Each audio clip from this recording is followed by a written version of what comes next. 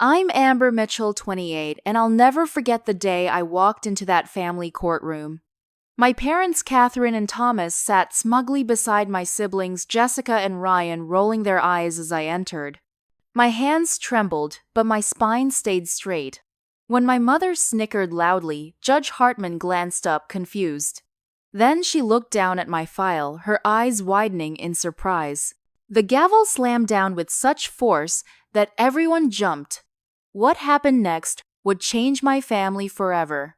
Before I dive into this story, I'd love to know where you're watching from. Drop your location in the comments, and don't forget to hit that like and subscribe button if you enjoy family drama stories of betrayal and justice. Trust me, you won't want to miss what happens when the black sheep of the family finally fights back. 3 months before that courtroom showdown, I received the call that would set everything in motion. My grandmother, Evelyn, had passed away peacefully in her sleep. While everyone else in my family saw her as just the stern Mitchell family matriarch, Grandma Evelyn had been my rock, my protector, my true parent in many ways. "She's gone, Amber," my sister, Jessica, had said, her voice oddly flat over the phone. "The funeral is Saturday. Try to look presentable this time." That final dig was pure Jessica. In the Mitchell family hierarchy, I had always been at the bottom. My parents, Catherine and Thomas Mitchell, were Boston real estate royalty, turning their inherited business into a small empire of luxury properties across New England. They had perfectly groomed my siblings to follow in their footsteps. Jessica, with her business degree and cutthroat attitude, handled acquisitions. Ryan, charming and manipulative, excelled in sales and client relations. Then there was me, the disappointment, the daughter who chose environmental law over the family business, the idealist who questioned their development practices, the troublemaker who cared more about protecting wetlands than maximizing profits. "You think you're better than us with your fancy degree and your save-the-world complex," my father had sneered during our last big fight 3 years earlier. "But you're nothing without this family." What my father never knew was how Grandma Evelyn had secretly supported my dreams. When my parents refused to pay for my law school after I switched from business to environmental studies, it was Grandma who quietly funded my education. When I needed a safe place to stay during breaks, because the tension at home was unbearable, her lakeside cabin became my sanctuary. "You remind me of myself at your age," she'd told me once as we sat on her porch watching the sunset over the pristine forest surrounding her property. "Before I let your grandfather and the family business change me, don't make my mistakes, Amber. Stand your ground." The funeral was exactly what you'd expect from the Mitchells, more a networking event than a memorial. My parents worked the room accepting condolences while subtly discussing business opportunities. Jessica flirted with potential investors. Ryan charmed the elderly relatives who might have inheritance money to invest. I sat alone in the back row, genuinely grieving. The real shock came 3 days later at the reading of the will. The family gathered in our attorney Mr. Hoffman's wood-paneled office, everyone expecting a predictable distribution of assets. My parents would get the bulk of Grandma's fortune to keep in the family business. Jessica and Ryan would receive generous individual bequests. I would get some token jewelry, or perhaps a small cash gift out of obligation. Mr. Hoffman adjusted his glasses and began reading. Most of it went as expected until he reached the final and largest asset. And finally, regarding the 300 acres of forested land and lake frontage, known as Mitchell Woods, he read, his voice steady despite the tension in the room. "I leave this property in its entirety to my granddaughter Amber Mitchell, with the legal stipulation that it must remain undeveloped and preserved in its natural state." The room erupted. My mother actually gasped. My father's face turned purple. "There must be some mistake," he sputtered. "That property is worth millions, especially once developed. It was always meant to be the crown jewel of our next expansion project." I sat in stunned silence. Grandma Evelyn had never told me about this. The property in question was pristine forest and watershed ecologically valuable, and as my father noted, worth a fortune if developed into luxury lakeside homes. Mr. Hoffman cleared his throat. The will is quite clear, and I assure you it is legally sound. Mrs. Mitchell was of perfectly sound mind when she made these arrangements 2 years ago. As we left the office, Jessica pulled me aside in the hallway. For a moment, her face softened into what looked like genuine sisterly concern. Amber, I just want you to know I understand why Grandma did this. She always had a soft spot for you. She squeezed my arm. I'll help you navigate Dad's anger. He'll come around eventually. I felt a surge of hope. Perhaps this inheritance could actually heal some of our family rifts. Maybe Jessica was finally seeing me as an ally rather than competition. That hope was crushed when I overheard her in the parking garage 10 minutes later speaking to our parents. Of course, I don't mean it, she was saying. But we need to keep her close if we want to get that land back. She's always been desperate for acceptance. We can use that. She trusts me. My father's response chilled me. We're going to contest this will and you'll get nothing. That land belongs to the Mitchell family business, not some tree-hugging dropout who turned her back on us. I slipped away without them seeing me, the weight of their betrayal settling heavy on my shoulders. This wasn't just about an inheritance anymore. This was war. I expected my family to contest the will. I expected legal challenges and pressure. What I didn't expect was how quickly they would move to destroy my entire life. 3 days after the will reading, I arrived at Pearson and Walsh Environmental Law, where I'd been working for 2 years as an associate attorney. Margaret Walsh, the managing partner, called me into her office immediately. Her expression was grave as she closed the door behind me. Amber, I'm afraid I have some difficult news. She couldn't quite meet my eyes. We have to let you go effective immediately. I stared at her, stunned. Why my casework is excellent, my hours are. It's not about your performance, Margaret interrupted, looking uncomfortable. Riverfront Development pulled their business yesterday. They're our biggest client, representing 30% of our annual revenue.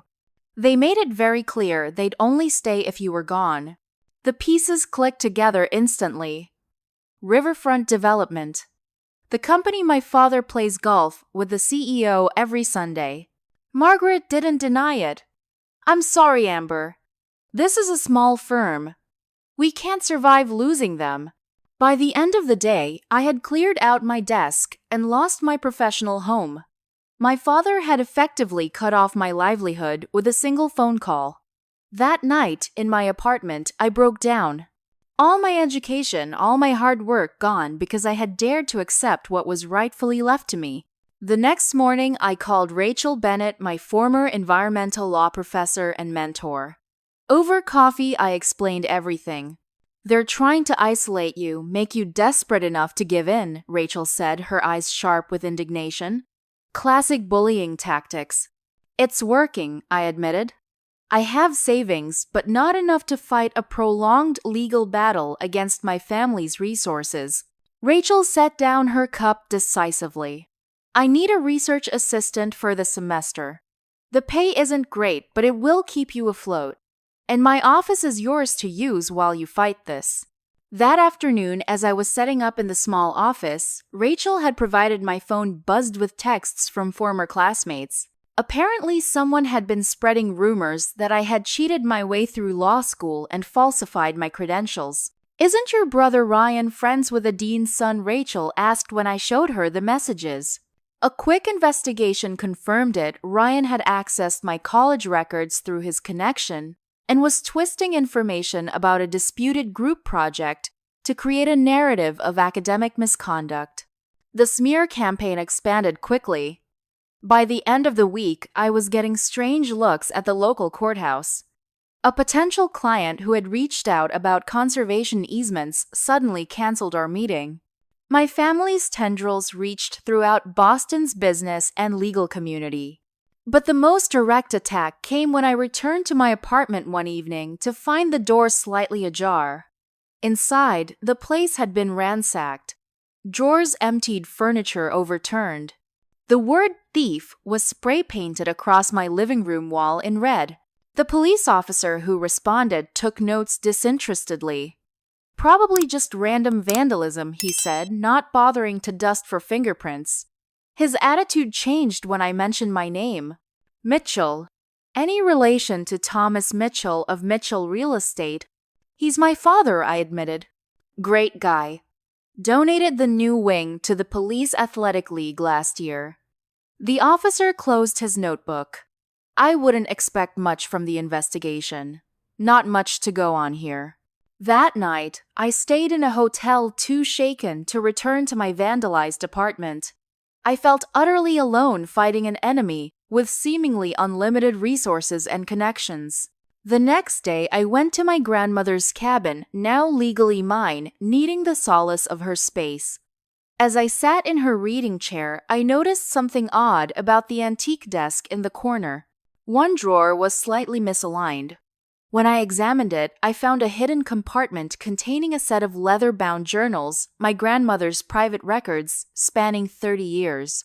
Reading through them, I discovered a wealth of information about the family business, including numerous instances where my parents had mismanaged funds, cut dangerous corners on building safety, and manipulated my grandmother for access to her assets. If you're reading this, Amber, the final entry read, then I'm gone and you've discovered the truth. Use it wisely. Not for revenge, but for justice. The Mitchell name used to stand for something honorable before your parents corrupted it. With new resolve, I gathered the journals and other evidence. The next morning, I filed for a restraining order against my family and began meticulously documenting every attack. They wanted a fight. They were going to get one. A week after the break-in, my mother called. This was unusual in itself. Catherine Mitchell preferred texting when she couldn't delegate communication entirely. Amber, darling. She said, her voice dripping with a sweetness I hadn't heard since childhood when she was trying to show off her perfect family to important clients. This situation has gotten out of hand. Your father and I want to talk. Dinner at the house this Friday. Just family. Every instinct told me this was a trap, but the journals had given me leverage I hadn't had before. Perhaps it was time to show them I wasn't as defenseless as they thought. I'll be there, I said. 7 o'clock. Perfect, my mother replied, sounding genuinely pleased. We just want what's best for the family, you know. Before going, I took precautions. I downloaded a recording app on my phone and reviewed the legal statutes about single-party consent for recordings in Massachusetts. I dressed carefully professional but not flashy and drove myself to ensure I could leave any time. The Mitchell family mansion in Beacon Hill looked exactly as it always had. Imposing, immaculate, and coldly perfect. A showcase home rather than a place of warmth. Jessica answered the door, embracing me with surprising enthusiasm. So glad you came, she said. We need to fix this family. Inside, the dining room was set with the best china and crystal, the setting my mother reserved for important business associates, not casual family dinners. My father stood by the fireplace, swirling scotch in a crystal tumbler. He gave me a tight smile that didn't reach his eyes. Amber, you look well. Ryan arrived last, giving me a quick side hug that felt more like a performance than genuine affection. Throughout the appetizers, the conversation remained superficially pleasant. My mother asked about my career plans as though I hadn't been illegally fired. My father complimented my principles as though he hadn't tried to destroy my reputation. It was surreal. Finally, over the main course, my father cleared his throat. Amber, we've been thinking about this situation, he began, setting down his fork. While we still believe your grandmother's decision was unusual, we recognize it was her choice. My mother nodded. We're prepared to offer you a settlement. $2 million for the property. That's more than fair market value, even with development potential. I took a sip of water, buying time to study their faces. And if I refuse, why would you? Ryan asked, looking genuinely perplexed. You could do a lot of good with $2 million. Fund environmental causes if that's what you want. The alternative, my father added, his voice hardening slightly, is a lengthy legal battle that will drain whatever savings you have. You might eventually win, but at what cost? It sounded reasonable, even generous on the surface. But something felt off. I noticed Ryan subtly checking his phone under the table several times, angling it slightly toward me. During dessert, he excused himself to take a call. I used the opportunity to visit the bathroom, but took a detour past my father's study, where Ryan's voice was coming through the partially open door. Yes, we're getting it all, he was saying quietly. She's being completely open about her plans for the property. No, she has no idea we're recording. Dad's planning to edit out any parts that don't fit our narrative. Should be enough to show the court that she's admitted to manipulating Grandma into changing the will. I slipped away silently, my suspicions confirmed. The entire dinner was a setup to gather manipulatable evidence against me. When I returned to the table, I was careful to say nothing substantive about the property or the will. As we finished coffee, my father pulled out settlement papers already drawn up. Just a preliminary agreement, he said smoothly. Take it home, look it over. I've been wondering, I said casually. Did you use the same tactics against Grandma's secret recordings? Manipulated evidence? The temperature in the room seemed to drop 10 degrees. My mother's smile froze. I don't know what you're talking about, my father said stiffly. I stood up. I think you do. And I think we're done here. Thank you for dinner. As I walked toward the door, my phone buzzed with a text from an unknown number. We need to talk. Meet me at Riverside Park tomorrow, 2 p.m. I can help. Daniel Wells. My childhood friend who had vanished from my life after my 16th birthday party when he had stood up to my father for belittling me in front of guests. The next day, his family had suddenly moved away after his father mysteriously lost his job at a Mitchell-owned property. After leaving my parents' house, I called the number. Daniel, it's Amber. How did you get my number? And how did you know about all this? I'm a private investigator now, he explained. I've been keeping tabs on the Mitchell family for years. Let's just say your father made some enemies when he forced my family out of Boston. When I heard about your grandmother's will, I figured you might need an ally. The next day at the park, Daniel laid out what he had discovered about my family's business dealings. Environmental violations that had been covered up. Suspicious property acquisitions from vulnerable elderly homeowners. Building code violations that had been overlooked thanks to bribes to inspectors. Your family's made a lot of enemies over the years, Daniel explained, showing me files on his laptop. People who've been too afraid to speak out. But if someone were to lead the charge, someone like the ethical Mitchell heir, they might find their courage. As Daniel and I developed a strategy, I felt hope for the first time in weeks. But when I returned home that evening, my cousin Lindsay was waiting by my apartment door.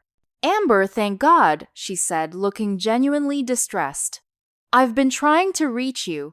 You need to know what Uncle Thomas is planning. Lindsay had always been somewhat neutral in family conflicts, working in the business but keeping to herself. Now she claimed she had overheard my parents planning to fabricate evidence that I had misappropriated company funds during my brief internship years ago. I can get you copies of the real financial records, she offered. It's not right what they're doing to you. I was touched by her support, especially when the rest of the family had closed ranks against me. Thank you, Lindsay. That would be incredible. 2 days later, police officers showed up at my door with a warrant. Anonymous evidence had been submitted showing I possessed falsified Mitchell Company documents, the same documents Lindsay had promised to help me obtain. When they searched my apartment, they found incriminating papers planted in my desk drawer, papers I had never seen before. I was taken in for questioning officially, a suspect in a fraud investigation. It was only through Daniel's quick action, providing an alibi and evidence, that my apartment had been accessed during hours. I was provably elsewhere that prevented my arrest. Your cousin Lindsay Daniel told me after the police finally left. She was seen entering your building yesterday with a key. She must have planted the documents. Another betrayal, another family member choosing my parents' side. But this one had nearly cost me my freedom. The stakes were getting higher, and I wasn't sure how much more I could withstand. That evening, as Daniel and I reviewed what we knew, we made a shocking discovery hidden in my grandmother's journals. The conservation land she had left me wasn't just ecologically valuable, it contained the watershed that supplied drinking water to 3 surrounding communities. My family had been quietly buying up surrounding parcels with plans to develop a massive luxury resort complex that would have devastated the water supply. This isn't just about money anymore, I realized. This is about public health. People could get sick if that water gets contaminated. I knew then what I had to do. It was time to bring this evidence to the environmental authorities and expose my family's plans. Working with Daniel proved to be invaluable. As a private investigator, he had resources and skills I lacked, including the ability to access public records without alerting my family's network of informants. We set up our investigation headquarters in Rachel's university office, covering the walls with documents, photographs, and a complex timeline of Mitchell family business activities. Your family's been clever, Daniel said, tacking up another property deed. They've used dozens of shell companies to hide their ownership of these parcels surrounding your grandmother's land. I traced the pattern on our map. They've been assembling this for years, buying up everything around the watershed, and consistently violating environmental regulations, Rachel added, reviewing the files. Look at these soil samples from their Westlake development. Contamination levels well above legal limits, but somehow the reports got buried. We discovered that Mitchell Real Estate Holdings had a pattern. They would buy environmentally sensitive land, develop it aggressively, while ignoring regulations, sell the properties quickly, and disappear behind legal shields before the environmental damage became apparent. The conservation land my grandmother left me was meant to be their biggest project, yet a luxury resort complex that would have generated hundreds of millions in profit while potentially contaminating the drinking water for thousands of people. Your grandmother must have figured out their plan, Daniel said. That's why she protected the land by leaving it to you specifically. As our investigation deepened, my cousin Lindsay reached out again, claiming she had been pressured by my parents and wanted to make amends. I have more information, she insisted, over coffee at a public cafe. Internal documents showing how they've been bribing environmental inspectors. I was wary after her previous betrayal, but played along. That would be helpful. What do you have? Not here, she said nervously. I've hidden the files in my apartment. Can you come by tonight? I pretended to agree while sharing a knowing look with Daniel, who was sitting at another table pretending to read a newspaper. Later, we watched from a distance as Lindsay met with my mother in a parking garage, clearly reporting on our conversation. They're setting another trap, Daniel confirmed. Instead of walking into it, we redirected our efforts. Daniel surveilled Lindsay's apartment while she was out and observed my brother Ryan entering with a large envelope, likely planting whatever evidence was meant to incriminate me further. That night, as I was working late in Rachel's office, a campus security guard appeared at the door. Miss Mitchell, there are police officers here asking about some documents you allegedly stole from Mitchell Real Estate. They have a witness who claims you've hidden company financial records here. My heart raced. They were now trying to get me arrested for possession of stolen corporate documents, likely the same ones Ryan had planted at Lindsay's apartment, which they would claim I had taken. This could result in serious charges. Daniel, who had been monitoring police frequencies, called with a warning. They're trying to get a warrant for Rachel's office. Get out now. I grabbed our most critical evidence and fled through a back exit just as police vehicles pulled up to the building. Later that night, Rachel called to report that officers had searched her office but found nothing incriminating. We had moved too quickly for them. This close call left me shaken. I had nearly been arrested twice now, and my family seemed willing to escalate to criminal setups to stop me. But the evidence we had gathered was becoming increasingly damning. Through carefully placed inquiries, Daniel discovered that Mitchell Real Estate had already begun preliminary work on their resort development before they even owned my grandmother's land. Environmental impact studies had been falsified. Permits were obtained through suspicious channels, and construction contracts were already signed with penalty clauses if deadlines weren't met. They're desperate because they're already committed, Daniel explained. If they don't get your land soon, they'll face massive financial penalties from their investors and contractors. But just as we were making progress, Thomas Mitchell played what Daniel called his first THU, his special move. Using his political connections, he arranged for a surprise inspection of Daniel's PI office, citing anonymous complaints about illegal surveillance. Daniel's license was temporarily suspended pending investigation. It's a delaying tactic, Daniel fumed. They're trying to cut you off from allies. With Daniel sidelined, I felt the walls closing in. My parents controlled so much in this city: money, influence, connections. How could I possibly fight them alone? The answer came unexpectedly.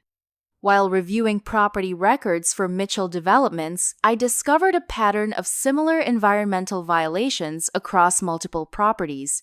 The same mistakes, the same cover-ups, the same officials signing off despite red flags. This wasn't random, this was systematic. There has to be a central person managing all this, I told Rachel during a secure call from a burner phone. Someone who knows where all the bodies are buried, so to speak. The companies had the same accounting firm for decades, Rachel recalled. Harmon and Associates. Their senior partner has handled the Mitchell accounts personally, Nancy Carter. The stern, precise accountant who had been present at every major Mitchell family event since I was a child. The woman who had always watched my parents with knowing eyes. If anyone knew the truth about the Mitchell business practices, it would be her.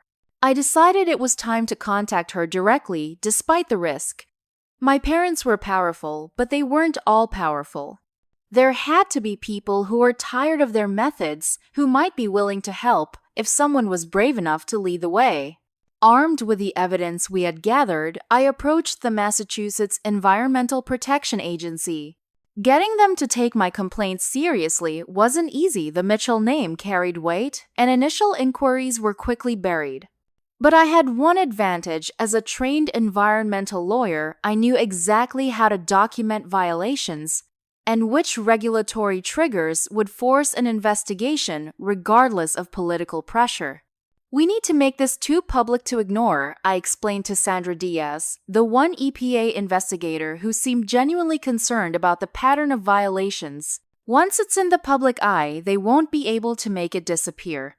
Sandra agreed to visit several former Mitchell development sites where we suspected ongoing contamination issues. The soil and water samples she collected showed alarming levels of industrial chemicals, remnants of the corners my family had cut during construction. While the EPA investigation proceeded slowly, Daniel, whose license had been reinstated after the complaints mysteriously couldn't be substantiated, suggested a parallel approach. The Boston Herald, he said. Their investigative reporter, Alec Winters, has been trying to crack stories about real estate corruption for years. He'd love this. With careful anonymity, I provided Alec with documentation of the Mitchell family's pattern of environmental violations, focusing on the public health implications rather than my personal inheritance dispute. The story broke on a Tuesday morning. Mitchell real estate empire built on toxic foundations. complete with water quality reports, testimonials from residents of Mitchell-built properties who had experienced health issues, and damning quotes from anonymous company insiders about pressure to ignore environmental concerns. The public reaction was immediate and fierce. Local news stations picked up the story. Environmental groups organized protests outside Mitchell Real Estate headquarters. The EPA, now under public scrutiny, fast-tracked their investigation.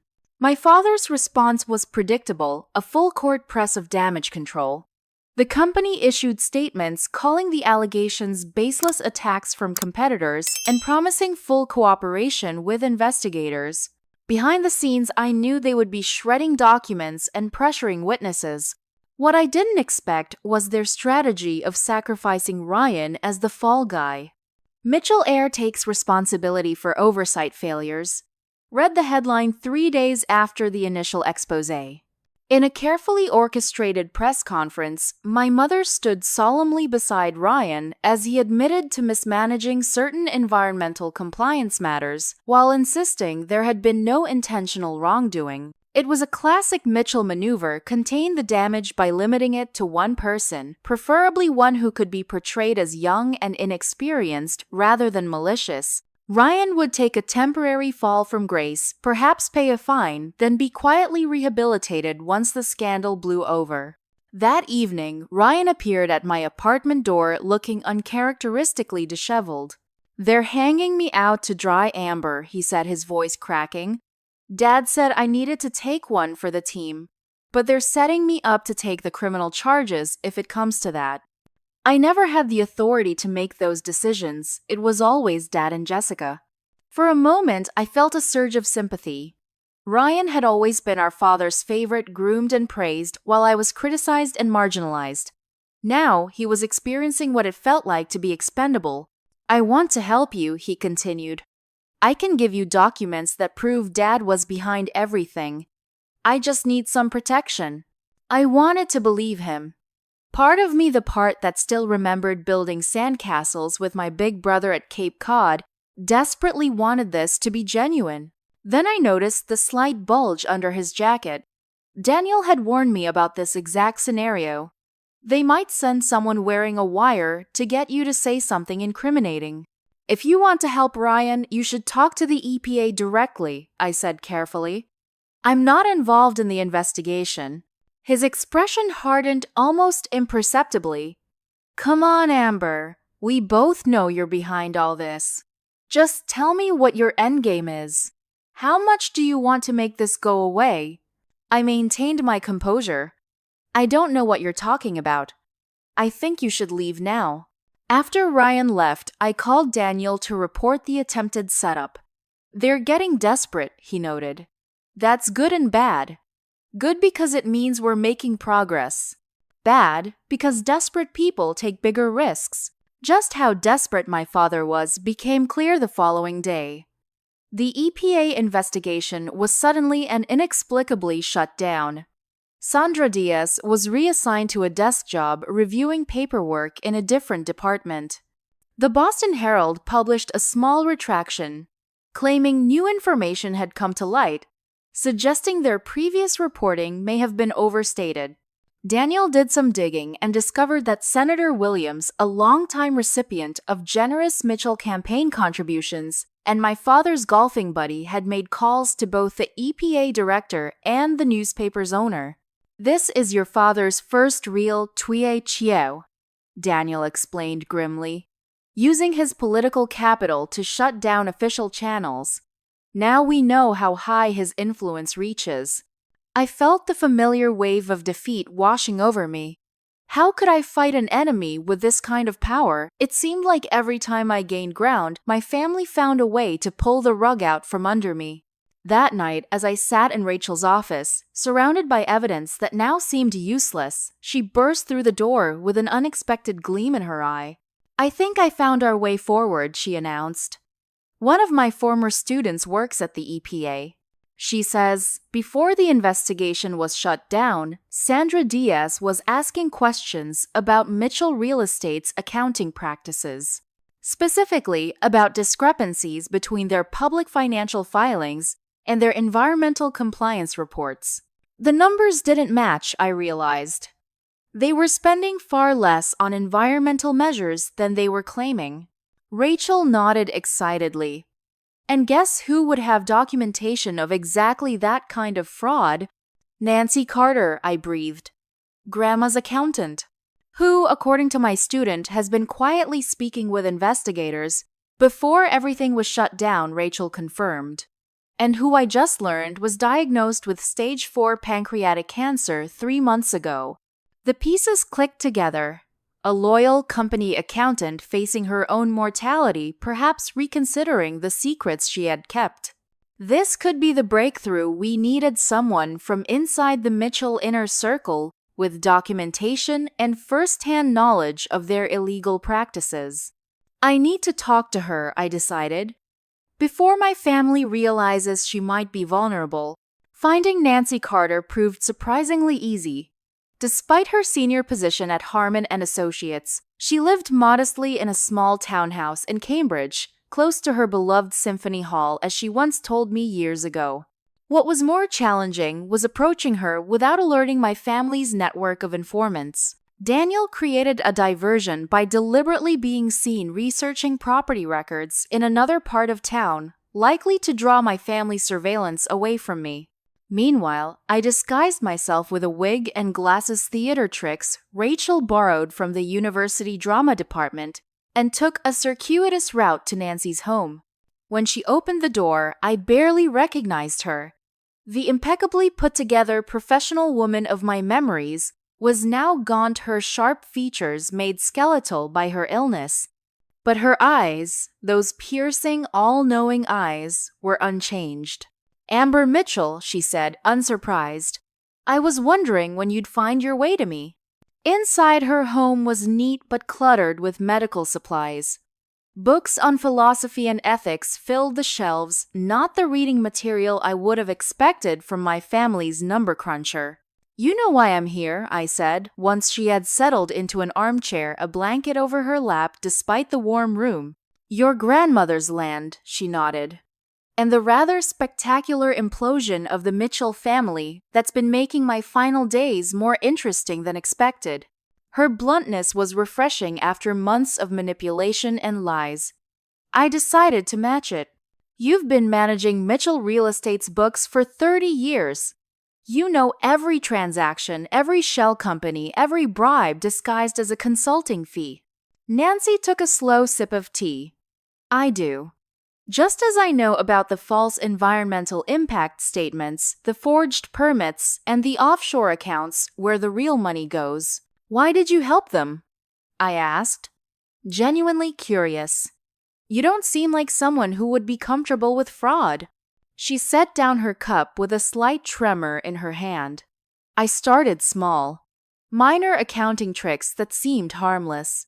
By the time I realized how deep it went, I was already complicit.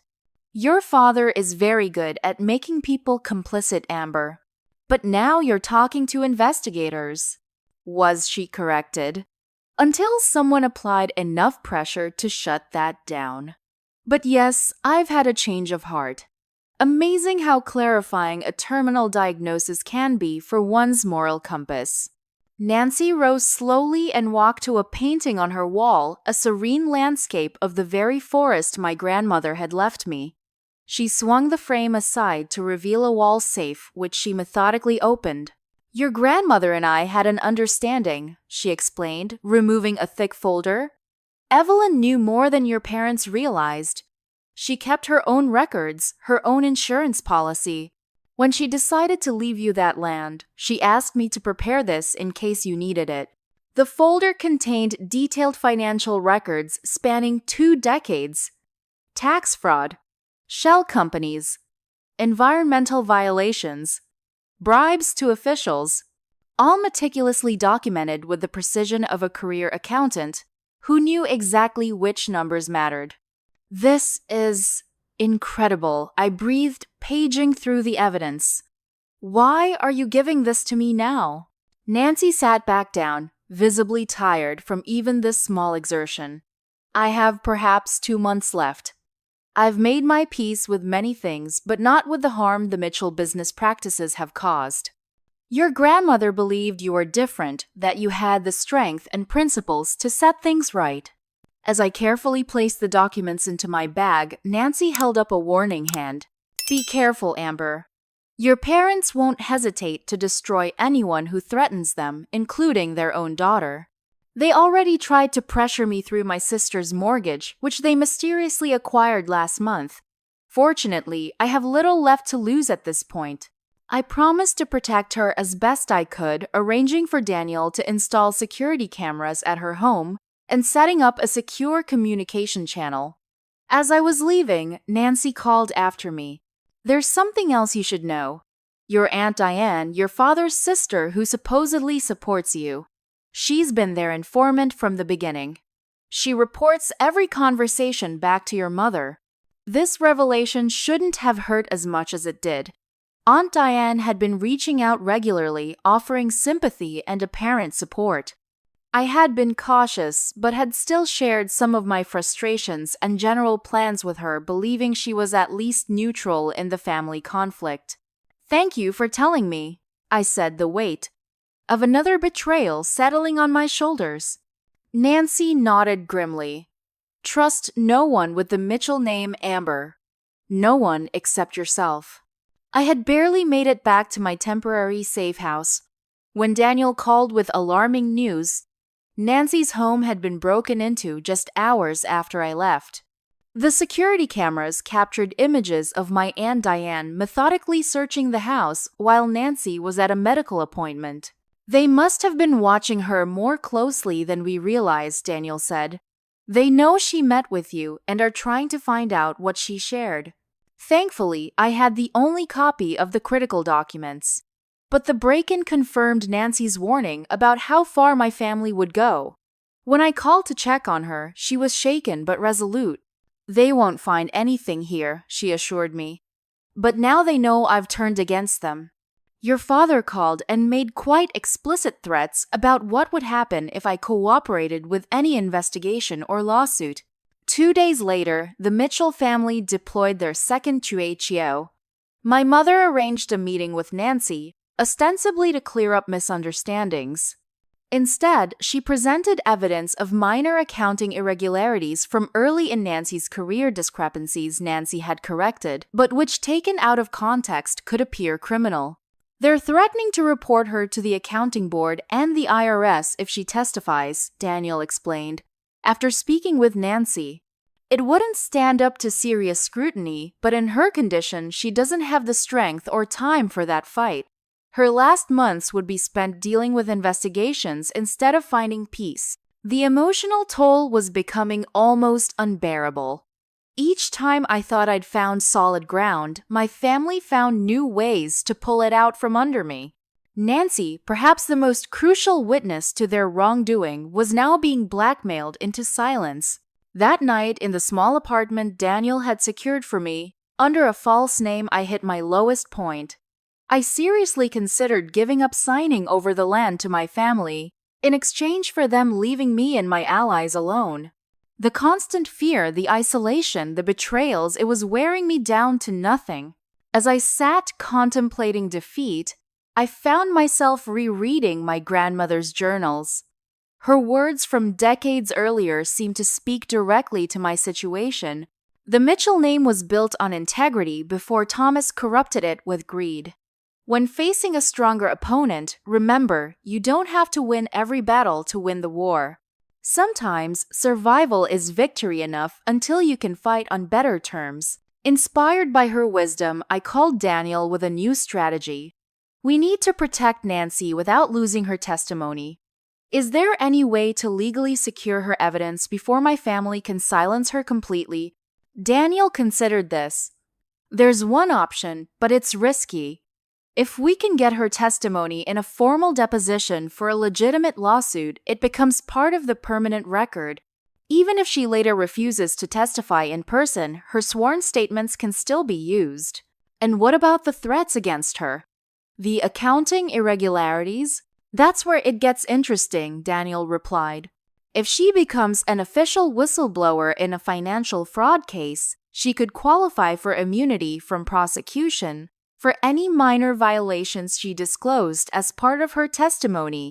It was a complex legal maneuver that would require careful timing and expertise. I reached out to Rachel, who connected me with a former student now working at the State Attorney General's office. Working through secure channels, we arranged for Nancy to provide a full deposition with detailed documentation of the Mitchell family's financial crimes, environmental violations, and tax fraud. The deposition took place in a secured room at a hospital where Nancy was receiving treatment-neutral territory, where my family couldn't interfere. For 6 hours, she methodically detailed decades of Mitchell family corruption, with all the precision of the meticulous accountant she had always been. When it was complete, I felt a weight lift. No matter what happened next, the truth was now on record. My family could threaten and manipulate, but they couldn't erase Nancy's testimony. That evening, I filed a formal lawsuit against Mitchell Real Estate and my parents personally, citing fraud, environmental violations, and conspiracy. The whistleblower evidence was officially part of the public record, protected from my family's interference. When the news broke the next day, my mother called in a cold fury. "You've crossed a line that can't be uncrossed," she warned. "This isn't family business anymore. This is war." "No, Mother," I replied calmly. "This is justice. And it's been a long time coming." The first hearing for my lawsuit was scheduled for a rainy Tuesday morning in Suffolk County Superior Court. My parents had hired Elliot Kingsley, one of Boston's most aggressive and expensive attorneys, a man known for his scorched-earth litigation tactics. I had Rachel's support and guidance, but I had decided to represent myself. Partly out of financial necessity, but also because I wanted to face my family directly, without intermediaries. Kingsley immediately filed a motion to dismiss, arguing that the entire case was simply a family disagreement over an inheritance, not a matter for civil court. "Your Honor," he argued smoothly, "this is a regrettable situation where a young woman disappointed with her grandmother's true intentions has concocted elaborate conspiracy theories to contest a will that doesn't favor her as much as she'd hoped." Judge Harriet Monroe, a no-nonsense jurist with a reputation for fairness, studied the thick file of evidence I had submitted. "Mr. Kingsley, I see substantial documentation here suggesting potential violations of environmental regulations, tax law, and corporate governance. This goes well beyond a simple inheritance dispute." That initial victory, simply getting the judge to take the case seriously, felt monumental. As the hearing concluded, Judge Monroe set a schedule for discovery and preliminary motions. My parents, sitting behind their attorney, glared at me with cold fury. In the weeks that followed, the legal process became a battlefield. My family's strategy was clear: bury me in paperwork, delay at every opportunity, and make the process so arduous and expensive that I would give up out of exhaustion. Kingsley filed motion after motion, each requiring detailed responses. Document requests demanded thousands of pages of records, many irrelevant to the case but time-consuming to produce. Every legal maneuver was designed to drain my limited resources while barely touching my parents' substantial war chest. Despite these tactics, the case proceeded. The evidence was too compelling to dismiss, particularly Nancy Carter's detailed whistleblower testimony. Judge Monroe repeatedly rejected Kingsley's attempts to have key evidence excluded. Then came the sixth betrayal, perhaps the most damaging yet. As the date approached for submitting final evidence before trial, I received notice from the court that a key exhibit, financial records, proving my parents had systematically diverted funds meant for environmental compliance, was missing from the file. An urgent call to the clerk's office revealed that someone claiming to be my legal assistant had checked out the documents for copying and never returned them. Security footage conveniently failed to capture the person's face clearly. Daniel immediately suspected what had happened. "They've got someone inside the courthouse. someone with access. A discreet investigation led to a shocking discovery. A junior clerk had been dating my cousin Lindsay for the past month. A relationship that had begun suspiciously soon after my lawsuit was filed. The clerk admitted when confronted by court security that he had been persuaded to misplace certain documents. This could have been a devastating setback. Those records were central to proving the pattern of environmental violations. But I had learned from my earlier experiences to never rely on a single copy of anything important. Daniel had secured the original documents in a bank safety deposit box, while Rachel kept another copy in her university office safe. When I presented duplicate records to the court along with evidence of tampering, Judge Monroe was furious. She referred the clerk for criminal investigation and ordered enhanced security for all case documents going forward. But the Mitchell family's tactics continued to escalate. Anonymous threats were sent to Daniel and Rachel. The university where Rachel taught suddenly faced an unexpected audit from a foundation chaired by my father's golf partner. The security company protecting Nancy Carter's home found their business licenses under review by city inspectors. The message was clear: anyone who helped me would face consequences. Then came the lowest point of the battle. Daniel, driving home late after reviewing security footage, was involved in a serious car accident. When his brakes mysteriously failed, he survived but suffered a broken leg and concussion that hospitalized him for weeks. Although we couldn't prove sabotage, the timing was too convenient to be coincidental. With Daniel sidelined and other allies facing increasing pressure, I found myself increasingly isolated. Sitting alone in my secured apartment surrounded by legal documents and case files, I experienced my darkest moment yet. The weight of fighting not just my family, but their entire network of influence felt crushing. I hadn't seen Daniel since his accident. Rachel was maintaining distance to protect her job. Nancy's health was deteriorating rapidly. That night, I pulled out my grandmother's journals again, seeking some guidance or comfort. As I flipped through the pages, a sealed envelope fell out from between the final pages, one I somehow hadn't noticed before. Inside was a letter in my grandmother's handwriting dated just weeks before her death. "My dearest Amber," it began. "If you're reading this, then the battle I anticipated has begun. Your parents have never understood that true wealth isn't measured in dollars but in integrity. The land I've left you isn't just acres and trees, it's a test and a shield. A test of your resolve and a shield against their corruption." The letter continued, detailing something I hadn't known years earlier.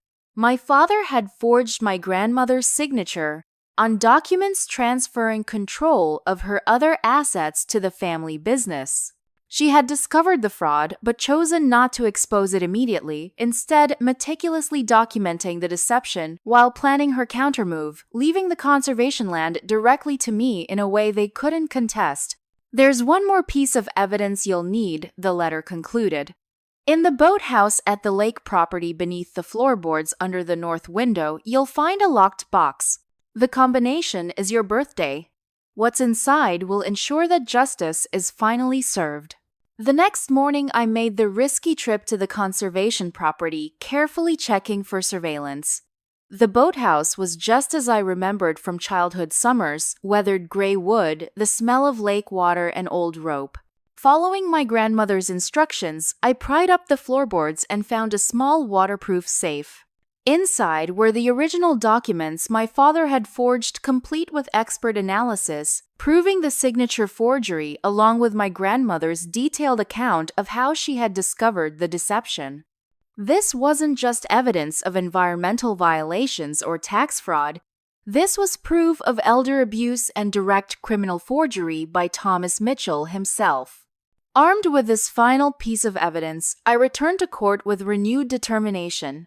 The preliminary hearing was scheduled for the following week, the hearing that would determine whether the case would proceed to full trial. It was time to face my family for what I hoped would be the final confrontation. The morning of the decisive hearing, I stood before the courthouse steps, taking a moment to center myself. The past months had transformed me. The hesitant, conflict-avoiding daughter who had once craved family approval was gone.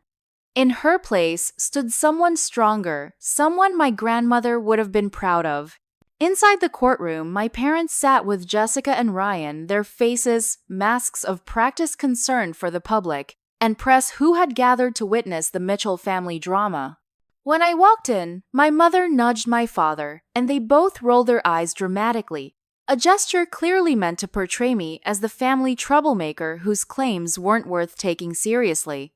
Judge Harriet Monroe entered, and the performance stopped immediately. She had already demonstrated her impatience with theatrics in earlier hearings. Before we begin, Judge Monroe announced, "I want to address some irregularities that have occurred during the discovery process." Her sharp gaze swept across my family and their attorney. This court takes very seriously any attempts to manipulate evidence or interfere with judicial proceedings. Mr. Kingsley stood quickly. "Your Honor, my clients categorically deny any improper actions and are eager to put these baseless allegations behind them." "I'm sure they are," the judge replied dryly. "Nevertheless, given the documentation of evidence tampering, all exhibits will remain under court security, and any further irregularities will result in sanctions." She turned to me. "Miss Mitchell, you may present your case."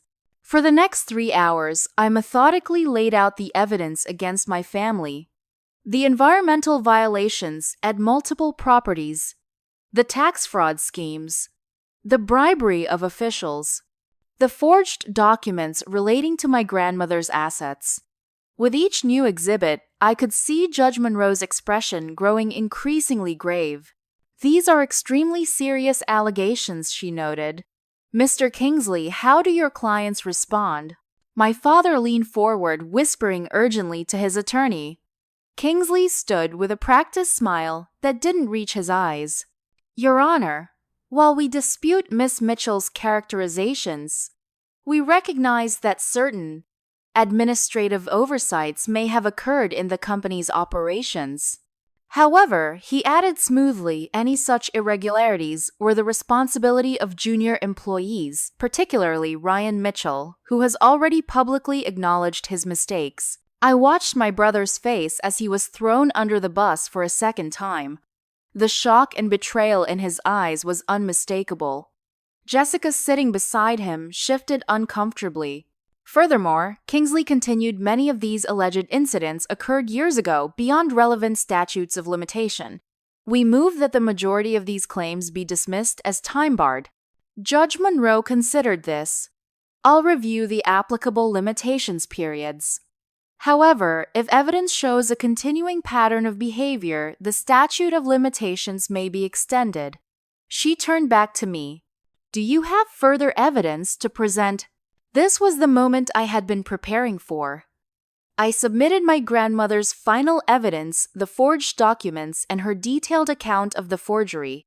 "Your Honor, these documents show that Thomas Mitchell personally forged his mother's signature to gain control of her assets.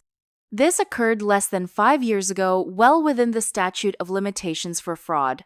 More importantly, it establishes a pattern of deliberate deception at the highest levels of Mitchell real estate, not mistakes by junior employees." The courtroom fell silent as Judge Monroe examined the new evidence. My father's face had turned an alarming shade of red. My mother's perfectly manicured nails dug into his arm, whether in support or warning, I couldn't tell. After several tense minutes, Judge Monroe looked up. "These allegations go beyond civil violations into potential criminal conduct. Mr. Kingsley, I suggest you confer with your clients immediately." What followed was a flurry of whispered conferences. My parents huddled with their attorney, their expressions growing increasingly agitated. Jessica joined them, while Ryan sat alone, staring blankly ahead. When court resumed, Kingsley approached me directly. "My clients would like to propose a settlement conference." Immediately. In the private conference room, with Judge Monroe mediating, my parents' demeanor had completely changed.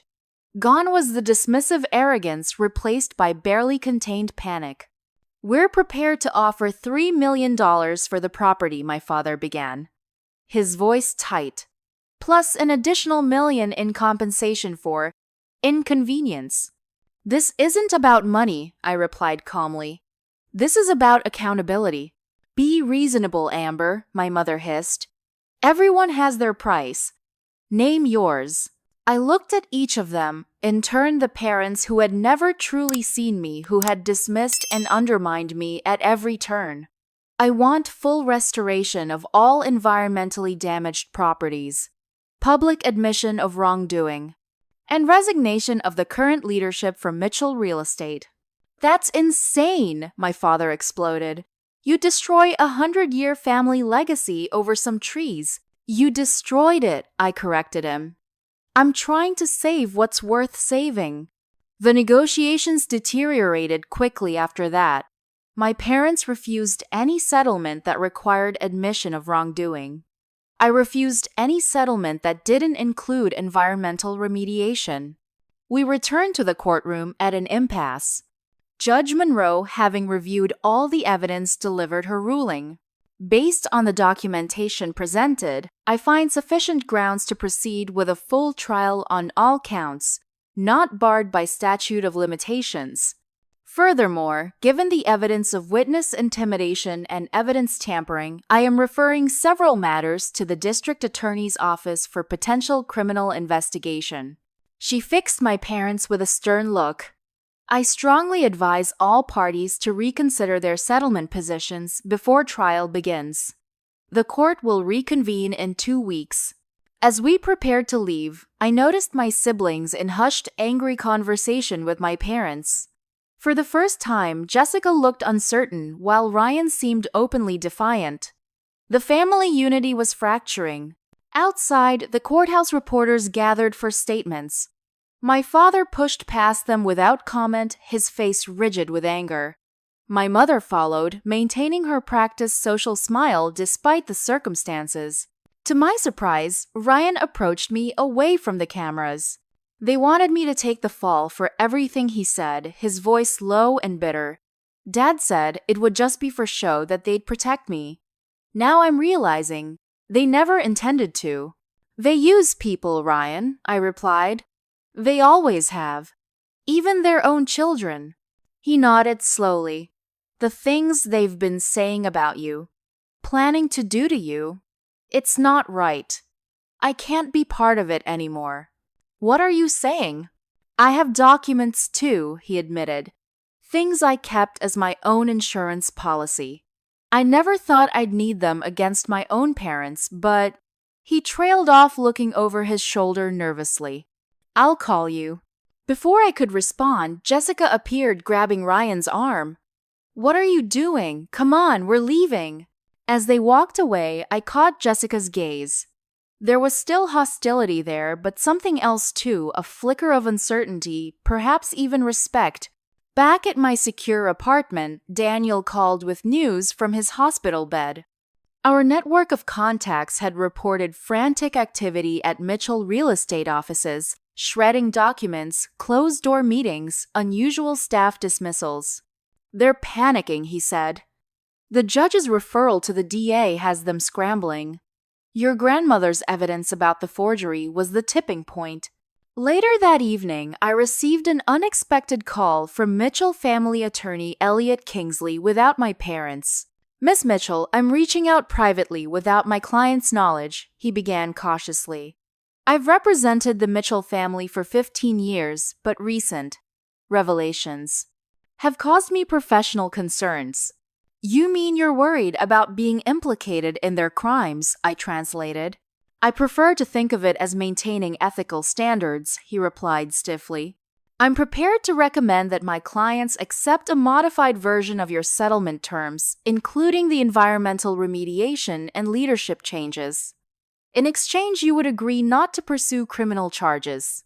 It was the 7th betrayal the family attorney offering to sell out my parents to protect himself. But unlike the previous betrayals, this one didn't hurt.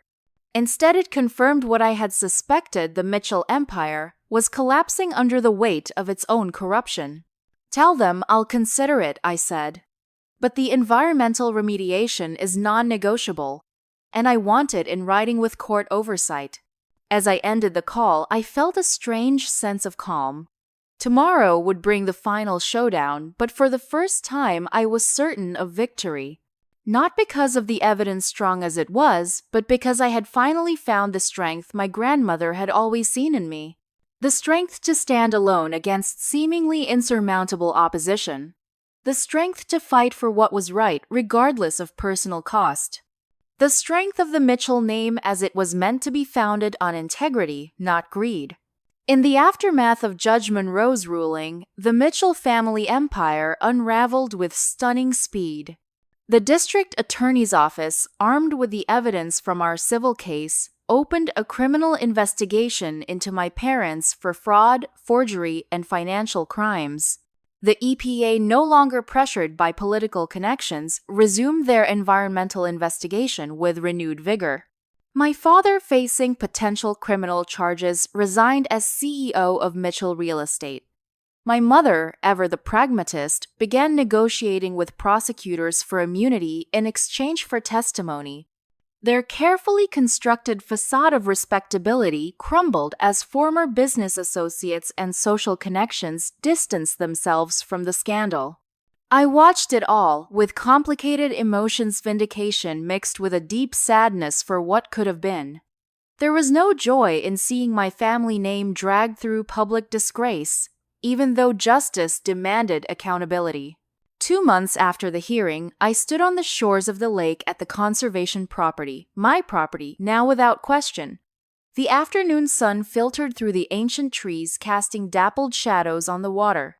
This place had always been my true home, a sanctuary, where my grandmother had taught me to value more than money and status.